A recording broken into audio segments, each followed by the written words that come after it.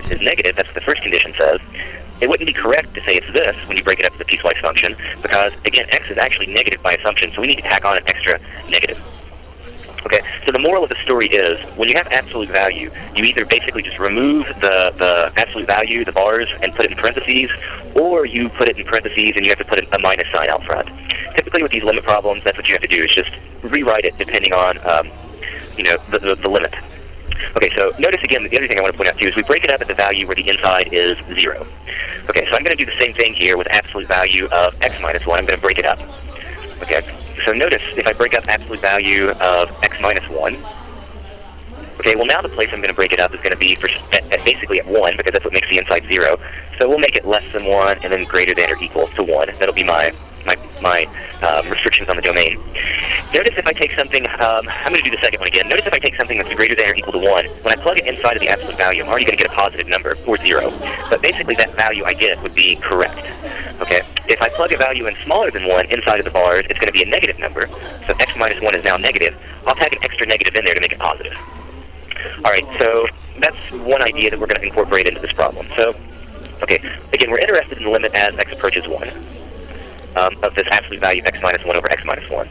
Well, notice our absolute value function kind of changes at x equals 1. And in general, for a limit to exist, remember the left-hand limit has to equal the right-hand limit. So what we're going to have to now look at is the limit as x approaches 1 from the left, and then we're also going to have to look at the limit as x approaches 1 from the right. If these are equal, the limit exists. If not, well then, this limit as x approaches 1 does not exist. Okay, so let's calculate this first limit, the limit as x approaches 1 from the left. In the denominator, we don't have to do anything. We just leave it alone. The whole question is, how do we go about removing the bars on the x minus 1? Well, if I'm taking 1 from the left, that means I'm taking values smaller than 1. And it says if you use x coordinates that are smaller than 1, you have to replace the absolute value with this first version, the negative version. So again, we're taking x coordinates that are smaller than 1. You have to replace the absolute value with the first version. And now we can simply cancel out the x minus 1s. We would be left with a negative 1 on top. Remember, the limit of a constant is just a constant. So the left-hand limit is going to work out to be negative 1. We have to do the same thing with the right-hand limit. Again, in the denominator, you're just going to get x minus 1. In the, in the numerator, again, you think, what do I replace the absolute value with? And in this case, since x is going to be, okay, so now we're approaching x from the right. So we're approaching 1 from the right. X is approaching 1 from the right. So that means we're taking x coordinates that are larger than 1. So instead of the absolute value of x minus 1, it says we can just remove the bars. And again, I like to put it in parentheses. Just I think it's a good form. It'll keep you from making mistakes. Again, we can cancel out the x minus 1s. You can think about there being a positive 1 left. So the right-hand limit actually equals positive 1.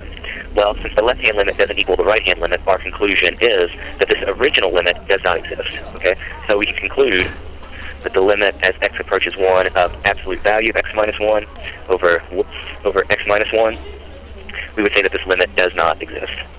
Okay, so the left-hand limit and the right-hand limits individually do exist, but the limit as a whole does not exist. We do maybe one more quick one. I'm going to go through this one a little bit faster. So suppose we want to calculate the limit x approaches, let's say, 0 from the left of 1 over x minus 1 over the absolute value of x. Okay, so again, in this case, we could plug in simply x equals 0, but we're going to get 1 over zeros, and that's not going to work. So again, the key to this problem is basically just getting rid of the absolute value in the appropriate manner. That's kind of the whole idea. Okay, so again, we saw the definition a second ago for absolute value of x. Again, we said if the x coordinates are less than 0, we have to tack on an extra negative to make it positive. And we said it was just plain old x if x is greater than or equal